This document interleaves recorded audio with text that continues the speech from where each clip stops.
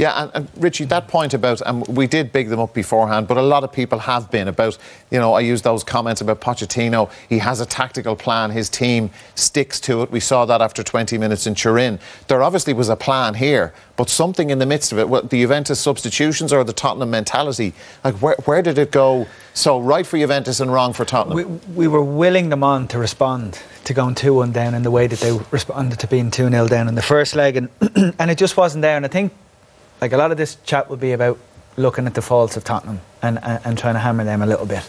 But I think you have to give credit for Juventus first of all. I think Jim used the phrase, the term, they're like a sponge. He said he's seen them in the league a couple of times this season and they just soak up all the pressure. They soak up all the attack, they don't get phased, and when they get opportunities to score, they're clinical.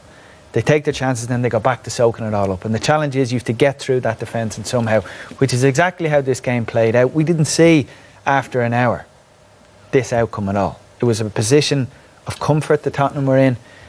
The dressing room at the moment must be a bleak, bleak place to be, but they do only have themselves to blame. And that idea, Didi, and those comments again about Juventus being like a sponge, they were like that against Lazio at the weekend, took a lot of punishment, but Spurs, you would have to think, are in a completely different class to Lazio.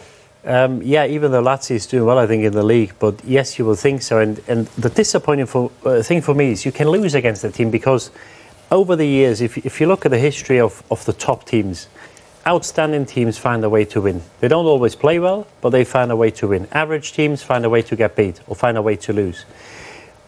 The disappointing thing for me is you can lose against the Juventus side over 2 legs, not a problem. But you had them at half-time exactly where you wanted them. You're 1-0 up. You can even concede you've got a cushion of 1 more goal. Yeah. So it's not that you've got to be cautious or you've got to be nervous because the next goal that goes in against you or concede, you are the competition. You had a cushion of 1 goal, you can concede a goal, and you're still going through. And this is what really disappointed me. I thought that Spurs team is further than they showed tonight because at half-time you must not go out of this competition. Never mind whether it's Juventus or any other team. They had him on the ropes. And then to find a way to get himself beat and get out of the competition is majorly disappointing for me.